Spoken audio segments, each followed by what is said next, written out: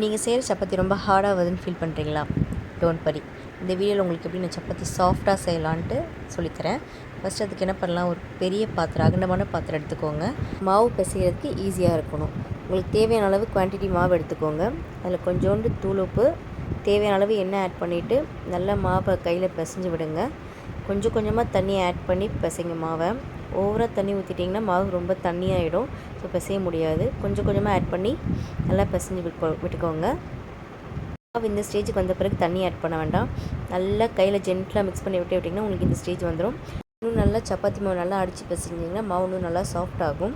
இப்போ ப்ரெஸ் பண்ணி பார்த்தீங்கன்னா மாவு நல்லா சாஃப்டாக இருக்கும். அடித்து பிசைஞ்ச பிறகு இதில் கொஞ்சோண்டு ஆயில் ஆட் பண்ணி அப்படியே ரெஸ்ட்டில் ஒரு ½ அன் ஹவர் அப்படியே விட்டுருங்க. ½ அன் ஹவர் கழித்து ஓப்பன் பண்ணி பார்த்தீங்கன்னா மாவுலையும் நல்லா சாஃப்டாகிடும்.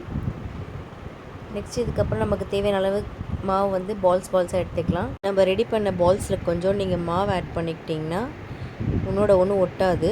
அப்புறம் நம்ம சப்பாத்தி தேய்க்க ஆரம்பிச்சிடலாம். ஃபஸ்ட்டு ஒரு பால் எடுத்து இந்த மாவில் நல்லா கோட் பண்ணிக்கோங்க. கோட் பண்ணிவிட்டு ஒரு ஃப்ளாட்டன் பண்ணிவிட்டு நல்லா சப்பாத்தி தேய்க்க ஆரம்பிங்க. நல்லா ஃப்ரண்ட் அண்ட் பேக் ரோல் பண்ணிவிட்டு நல்லா கொஞ்சம் மாவு ஆட் பண்ணி நீங்கள் தேய்ச்சிங்கன்னா உங்களுக்கு அந்த கட்டையில் ஒட்டாது சப்பாத்தி மாவு. தென் நல்லா ஃப்ளாட்டன் பண்ணி எடுத்துட்டிங்கன்னா நம்ம சப்பாத்தி ரெடி. நம்ம ஒரு தோசைக்கல்லில் போட்டு சப்பாத்தி ரெடி பண்ணிடலாம். தோசைக்கு லைட்டாக ஆயில் ஆட் பண்ணி ஃப்ரண்ட் அண்ட் பேக் நல்லா திருப்பி எடுத்துக்கிட்டிங்கன்னா நம்மளுடைய சாஃப்டான சப்பாத்தி ரெடி ஆகிடும். இப்போ இது ரெடி டு சர்வ். இந்த வீடியோ உங்களுக்கு பிடிச்சிருந்துன்னா லைக் பண்ணுங்கள், கமெண்ட் பண்ணுங்கள், நிறைய ஷேர் பண்ணுங்கள், சப்ஸ்கிரைப் பண்ணுங்கள். மறுபடியும் இதே போல் ஒரு வேறு வீடியோவில் உங்களை பார்க்குறேன். வரைக்கும் பாய்.